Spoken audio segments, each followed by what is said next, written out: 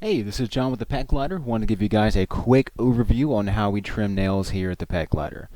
There are a variety of tools that you can use when trimming nails. The one we use here is a nice kind of professional level nail trimmer with a nice grip to it. There's also these smaller scissors here that have a little groove in there for trimming nails. And you can also use a standard human style nail trimmer, and that'll work in a pinch if you don't have any of these other tools available. Before we actually start trimming, I want to give you a quick look at nail anatomy courtesy of my crude MS Paint skills. You want to cut along the curved outer portion of the nail, and don't cut too close to the quick, which is the portion in red, as that is the blood supply to the rest of the nail, and if you cut that, it can be painful and there will be some bleeding. In order to hold the gliders while you trim their nails, we here like to take a sleeping pouch that we have cut the top off of to make a nice little kind of pita pocket for the gliders to put them into and restrain them while we take out one leg at a time and trim the nails there. You can also use a towel for this if you wanted to, if you didn't want to cut up a sleeping pouch. Just remember, in either case, you want to hold them with their head away from your hands so they're not going to bite you while you're trimming their nails.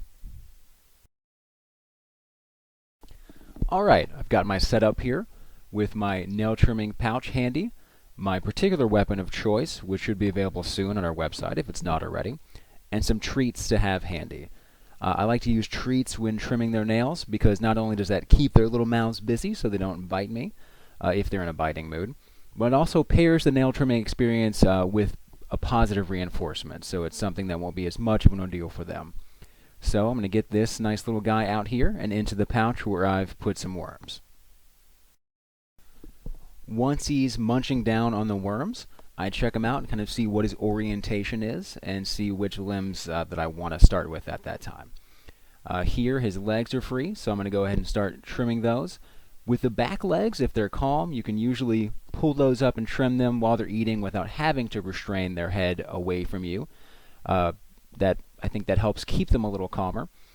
Using the nail trimmer, trim the sharp tips off of the back nails.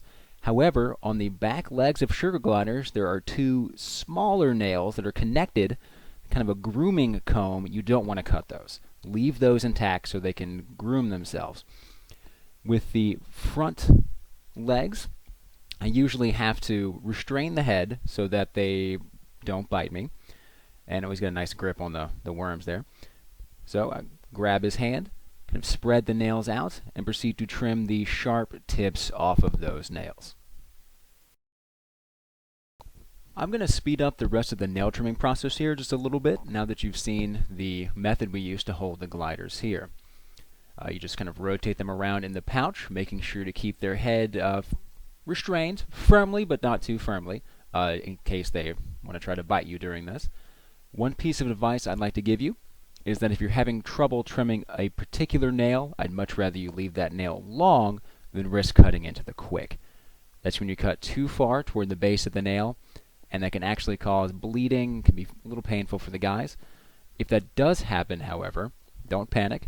If you have some cornstarch handy, you can apply that to the wound and some pressure, stop the bleeding. If you don't have cornstarch, just apply that pressure, and after a few minutes that should stop.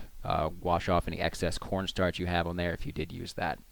If they're fairly calm, you can actually trim some of the nails while they're out and about. You don't have to restrain them, and obviously you can let the temperament of your glider kind of determine the pace and style at which you trim the nails.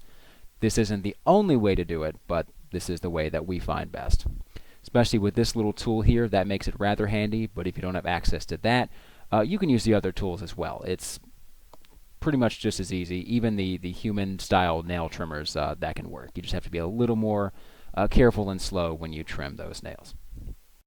I wanted to show a quick example using the human style nail trimmers in case you didn't have access to the other two tools here. No problem. It works almost exactly the same.